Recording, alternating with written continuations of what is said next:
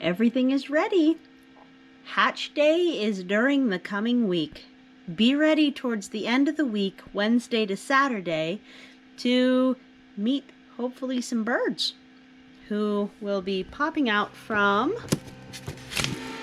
whoops, these leggies.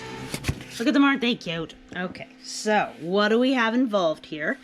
This is the magic chick water. You can Google that. You'll get all kinds of recipes. It involves, in here we have 2 cloves of crushed garlic. I have some live probiotic vinegar. Mine's just so happens to be cranberry that I made a while back. And some raw honey. Now, my raw honey happens to also just be some that is from goldenrod, which is smelly and not as tasty, so I'm not shy about using it in there. I keep mine in the fridge, but I am going to leave it out overnight to just let it finish its brewing and percolating and whatever it needs to do. But then you do need to have it warmed up before you give it to the chicks, so I just put it in a jar and like zap it, or set it out the day before in a jar and finish up the last one. So because of all the probiotics in it and all of the honey, it does not go sour anytime soon, which is nice. I also ground up their little foods. This is a little food processor in there.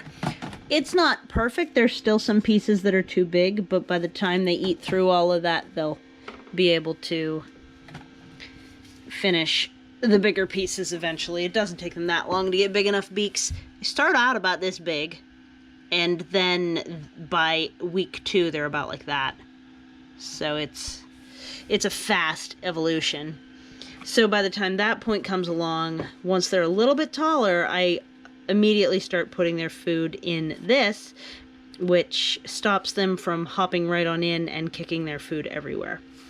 So let's look at the housing arrangement. So that is a t-shirt on top of kitty litter on top of paper that is from the junk mail I get. Then there's 2 lids for peanut butter, which will have food in it, and when they're brand new, I'm going to sprinkle food all over the floor too, because they are a little too young to figure out how to search for what they need. Then this is new. I hot glued together 3 of the bases of, I think these are medium or large size bird waterers. The point of the marbles in one of the lids and putting the water in it is simply to avoid it causing them to drown, because they seem to like to want to try to swim, but they definitely can't swim, is the joke everyone wants to make. So this will let them have water they can't drown in, and also not have it be filled up with their poop within an hour of putting it out, because they really destroy water really quickly. It's good to have all of these and the garlic and everything in there, a little bit of acidity, because it keeps that water from getting toxic for them. It also gives them a lot of, they call this electrolytes, I guess, for birds. They say that the electrolytes are really helpful for them too, but I think the probiotics of the raw honey and the vinegar are just as important. So on Wednesday, this is when we are going to be undertaking the steps from, so this is the little guide that came with the eggs. So I wrote down my days this time on the sheet just for tracking purposes. This is when they arrived. This is when we put them in the incubator. And then this is coming up on Wednesday. This is when we go into lockdown. Lockdown is cranking up the humidity in here. I think I am going to see if I can successfully take this wall off the side of it so I can actually see in without opening it, because you cannot then open it for the next 3 days.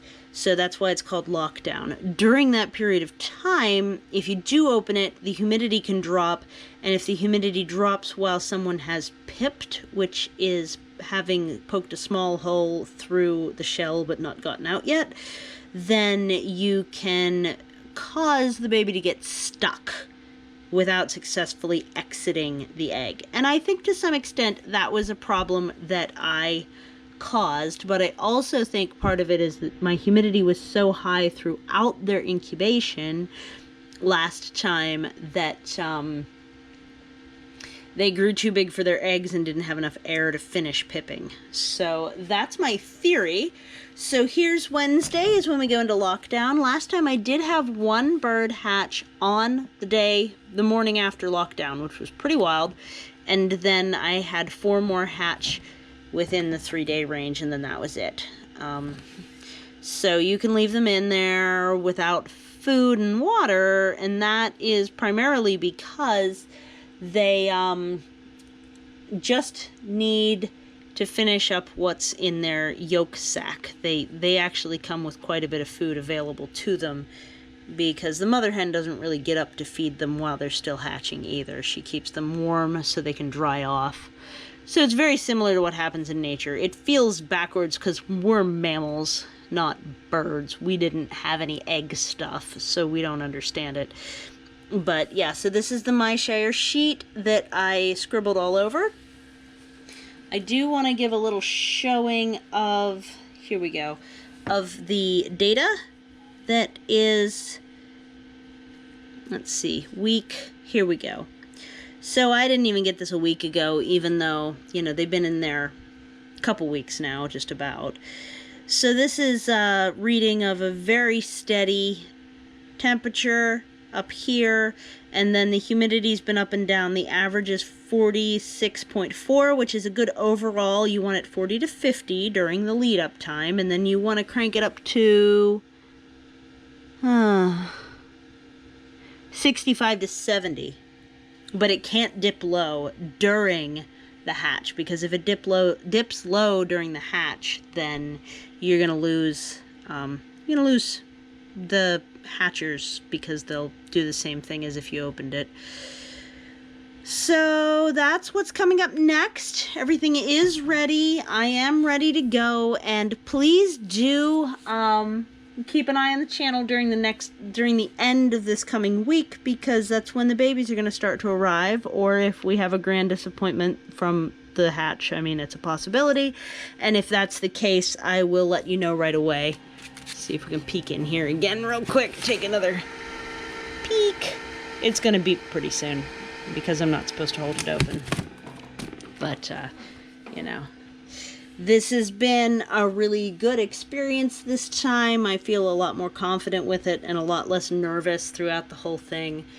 I've just been augmenting the turner mostly this time by giving them a partial turn daily, even though I have the automated turner, and spacing them back out again. I didn't do that last time, and I'm wondering if that'll help a lot too. So that's the setup, ready for as soon as they are able to come out of the incubator. I hope to see you when they start to pop out. Keep tuned. Thanks so much. Bye.